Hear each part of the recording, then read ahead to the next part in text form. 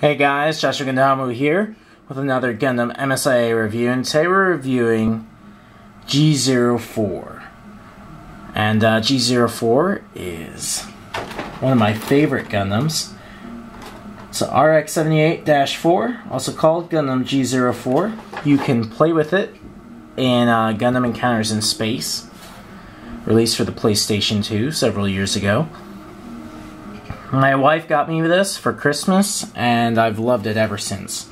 I think I like the blue color scheme. Very cool. A lot of people, they like the red version, G05, but G04 is definitely my favorite. This one right here is my personal one, and I'll be reviewing another one at the same time, right here.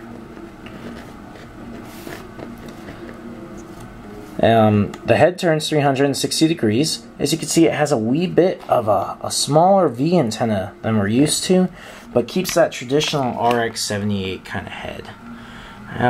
Body kind of resembles that of the Alex Gundam and the Gundam, or the GMs of the layer GMs. The cockpit's interesting though. There's a lot of detail in that cockpit. It's different. That's why I like these guys. Shoulders also have lots of detail, just detail all over. So you can see it has guns like the Alex Gundam in its forearms. Somebody pointed that out to me in my G05 review that I forgot to mention, so that I'd make note of it.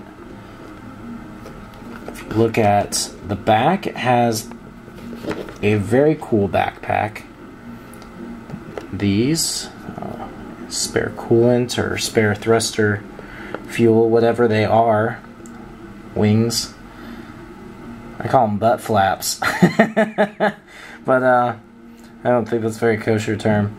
You can see the detail in the legs. Just you know, it would have been cool if they had given these a little more detail instead of just blue, but still, the detail on this figure, very cool. Let's go over the articulation. Legs go that far forwards, that far back. Knee joint, foot joint, turns at the waist. If the wings weren't there in the back, you could probably turn them 360 degrees. Oops. I pushed too hard on the elbow joint. Elbow joint, hands are on a, let's see, are they? Yeah, hands are on a ball joint. Shoulders. Head turns 360 degrees, looks up and down. I think I said that. Thrusters have a little bit of articulation as well. Just a very cool figure. Now, in the show, there were two versions of this figure. And I actually figured this out last time. You can do this. At least the glue on mine. My other one was loose. So the glue might not be loose on this one.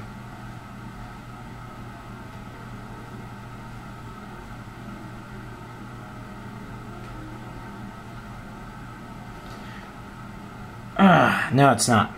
Well, if you were to heat this up, it would weaken the glue that holds that in there, and you can have just a an option part. See, right now it's glued in there. That's the default. It's glued. But the glue isn't terribly strong, and the hot water trick will weaken it, and you should be able to pop it out. And then you can have the regular G04. You'll know this if you play the game, because they start out without the additional thruster, the additional parts. They just start out as just G04 and G05, and then they get improved. So you can have a regular version just by weakening that bond there. And I can't remember, I think I did that to my G05, and I liked it. It was pretty cool. Weapons. Let's get to the weapons. Two beam saber blades with blue hilts that go in. Now, one beef that I have with this figure is that the beam saber blade hilts do not stay in very well. If you're looking to lose a beam saber hilt faster than you lost your GM version 1's beam saber hilts, you've found the right figure. It's really easy to lose. So what I've done is just before doing this review, I got some clear tacky glue, and I glued mine in, and hopefully when that dries it will help them to stay in better. And if not, who knows, I might super glue them in. I did super glue my G05s in because I just didn't want to lose them. My G04's beam saber hilt, one of them has been missing for like 6 months, and I just recently found it. So, you know, imagine my joy.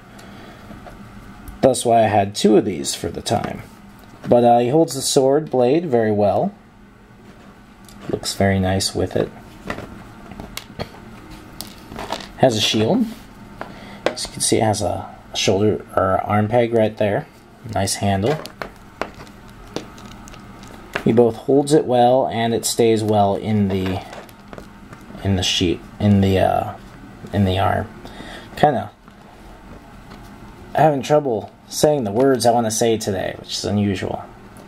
But very cool shield, just very cool.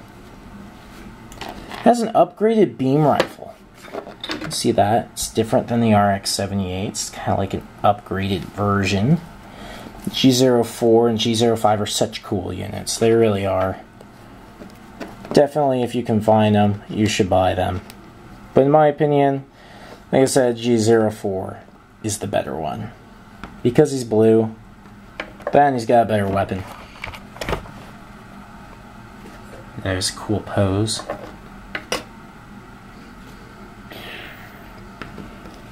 Now it has this part here, because what happens in the storyline, at least in the game, is that Luce has to use, before they have the upgrades, has to use this weapon. An untested weapon that you might recognize from, well, the same game has a clip of 0083, the Fulburnian using a weapon much like it, that was never actually used in the show. Kind of interesting. Came with the version 2 Fulburnian, which I used to have, and then I lost that weapon. Oh, so sad. But very cool weapon, very cool. It's like the beam rifle of death. It can wipe out a fleet, and so it does. Unfortunately, it also wipes out the Gundam, and it's terribly damaged. And then his buddy saves him. At least that's one of the possibilities. The game presents a what-if scenario. So in the what-if scenario, Luce lives instead of dies. I'm not really sure which one is the canon. You know what I mean? There was a manga released with the game, but it's Japanese only, and I haven't found any fan versions of it. But as you can see, very, very cool. It's kind of like the RX-78 version of Wing Zero's Buster Rifle. Take this, called a Zeon Fleet, no problem. Except versus like the giant blast that goes out everywhere, it's more like a tight stream that just cuts like a hot knife through butter, through anything. I mean, it makes the GM sniper rifle look like nothing. And so when they get upgraded, they get this little part that plugs in here, because it took a vast amount of energy before he had these upgrades. He even had to cut his life support just to fire it. And then the hard part, this part could have used a little more designing, possibly, but there's a wire that hooks on there. Hopefully you can see this. I can't sit in my chair and put this in, so you might be seeing my shadow. But then, and this takes a little skill. It's not this cord, this power conduit that hooks up to his backpack thing back there. It's not exactly play-worthy, as in it doesn't really stay well if you're playing with it. It looks cool for posing if you can get it. It takes a little bit of work. I'll try it this way. That might work a little better. Nope. I might super glue mine, honestly. It's this part, but basically it looks really cool when you get it. But I'm trying to work around the camera, which makes it even harder. And So it attaches on there. It goes around the Gundam, possibly under his arm, depending on however you can get it. And it just hooks this up to his core so that you can get, you know, a giant blast. I'm just going to hold that there so it looks like it's in. But that's another part that's probably worth super gluing in, and you could just remove this little piece right here rather than, you know, and you could remove this piece. Yeah, I think I might do that. But it's still a really cool figure. G05 gets a Gatling gun. This one gets an anti-fleet laser. I mean, who wins? Anti-fleet laser. Oh yeah, who cares if the power conduit works or not? It just killed a fleet. Sure, it blew up the Gundam, but it killed a whole fleet. That was a little bit of a long review, but a good one. G04 is awesome. Get one if you can. And if you're looking for Gundam MSIA action figures, make sure to check out our store, Gundams R Us, your favorite arms dealer. There's a link down below in the more info area, and we get new stuff all the time. Even Japanese figures every once in a while, like G04. Catch you guys later. Bye.